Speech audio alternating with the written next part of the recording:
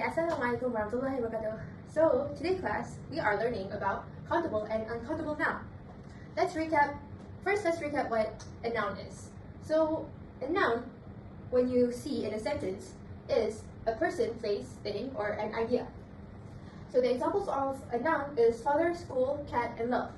But noun is actually a big classification of it. There are actually more types of noun. So today we are going to be learning about two types of noun, which is countable and uncountable noun. So what is countable noun?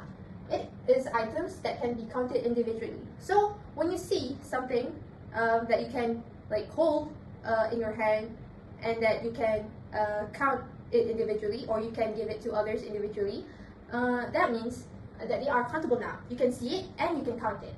So for examples of countable nouns are apple, chair, books, and pens. These are things that you can actually see and you can count it with your hands.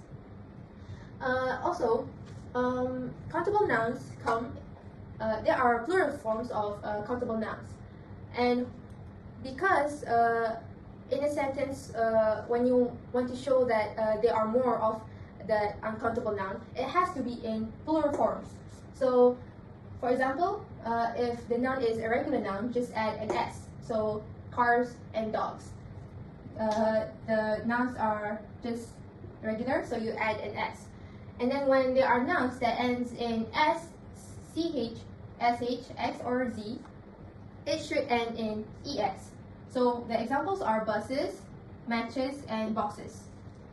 And for nouns that end with vowel plus Y, you should add S at the end of the noun. So days, keys, and boys are the examples that you can use. And lastly, when the words end with a consonant plus Y, it should end with an IES. So the examples is cities and stories. If you don't know what vowels and consonant are, vowels are letters that is A, E, I, O, U. So when you see nouns that ends with vowel, just remember these letters. And for consonants, there are letters that are not A, E, I, O, U. So it is any letters except for vowels. So moving on, about rules for countable nouns. So countable nouns can be used with an article. So articles show when that noun there is only one of that countable noun. So for example, I have an apple and she has a cat. The basis of this sentence is that both of these people only have one of their item. So apple is a countable noun, right? And cat is also a countable noun. When you use an or an a, it's saying that they only have one of those countable nouns. So yeah, only one. And how to know when to use a or an N for a vowel for a noun is that you have to look at the first letter of the noun. So A is used with a consonant and an N is used when the first letter of the noun starts with a vowel. So for this one, N, we use N because A is part of a vowel, and A is used with a cat because C is a consonant. So second, part of the rules for countable nouns is that it can be used with numbers. So I did say that articles, it is used when you want to show that there is only one of the item. But you can also use number for that.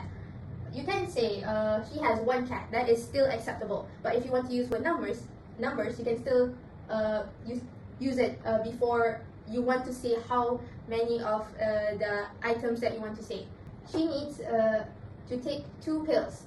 So when there is 2 or more of that countable noun, you need to put the number that you want to express, and then obviously there is more than one of the items. So the noun should be in plural form. So that is how you can use numbers with countable noun. And lastly is common quantifiers. Common quantifiers are words that can be express for quantities. So when you want to use quantifiers with countable noun, there are some of the quantifiers that are suitable for countable nouns that can be used with for a countable noun. So for example, she has some flowers that she wants to pick. So some is a quantifier, but it does not say the actual amount of the flowers. But it could still be used with a countable noun because flowers is like countable, so it can indicate that some is still things that you can count with. So flowers means is plural, right? So there are many flowers, and some, which we don't know how many, still can be used with a countable noun because flowers can be counted. So some other quantifiers that we can use with countable noun is a few, and several. So let's move on to uncountable noun, which can also be known as a non-count noun. So what are uncountable nouns? It is things that are seen as a whole, and it does not have a specific quantity, and also answers the question how much. So there is so many types of uncountable nouns, and I'm going to be talking about 3 types of it. So to know which nouns are uncountable, you have to look at the types which type of category it falls into. So the first type is substance.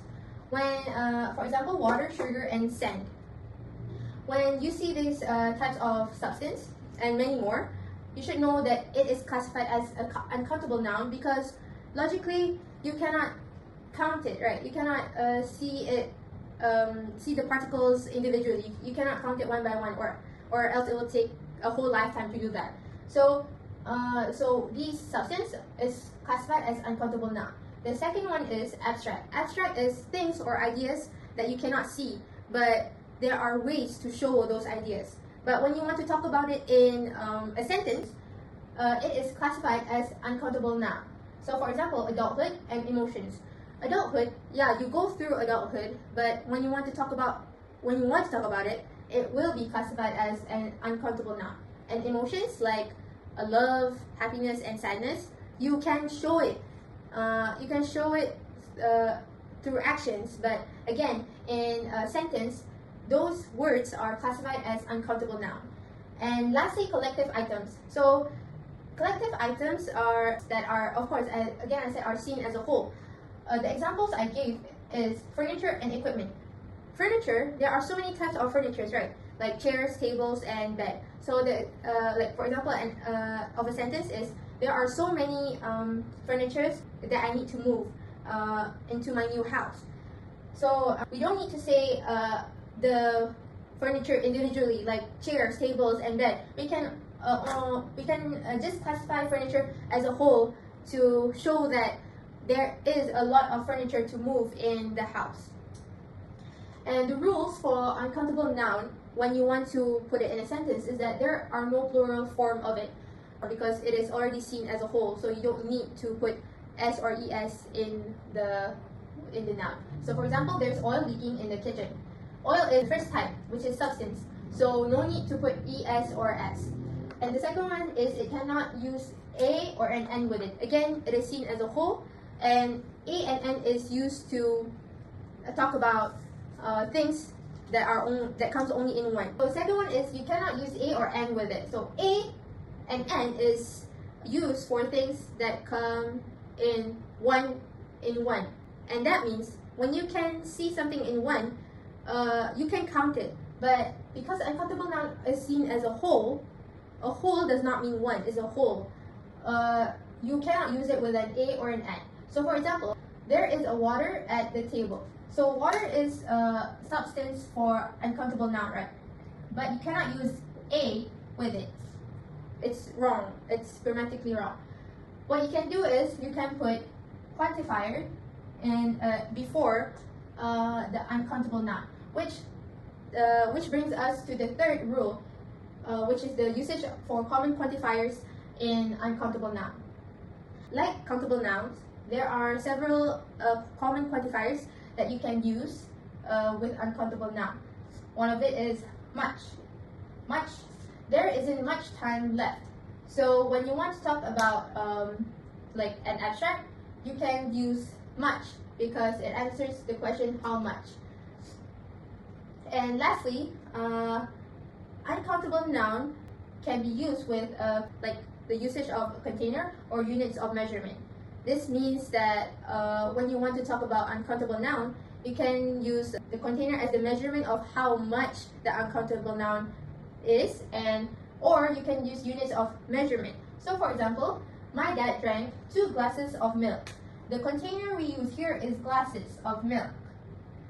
Glasses is a container because it doesn't matter which type of glasses or which big or tall. What we know is that 2 glasses of milk is the quantity of how much the dad drank.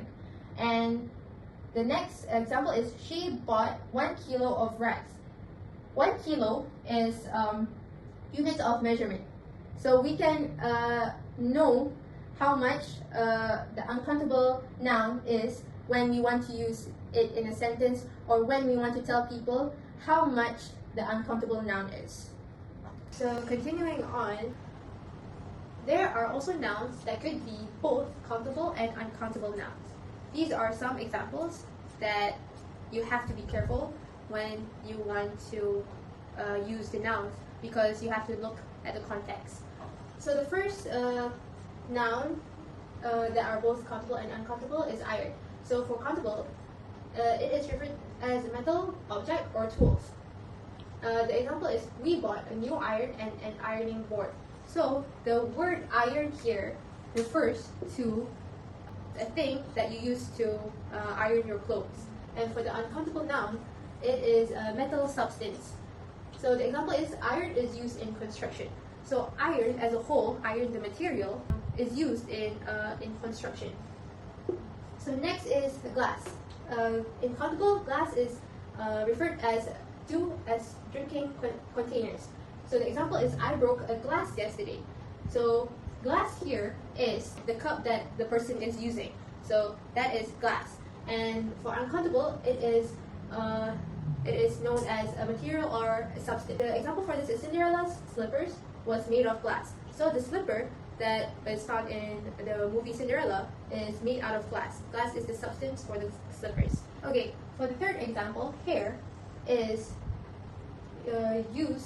can also be used in different contexts, such as referring it to as an individual strands of hair.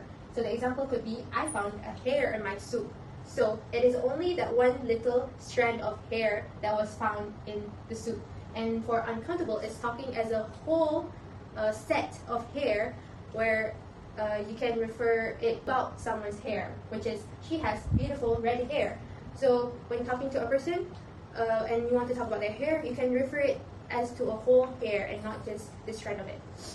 And the fourth example is the word time. So time in countable, for countable noun is used for a specific instance or occurrence.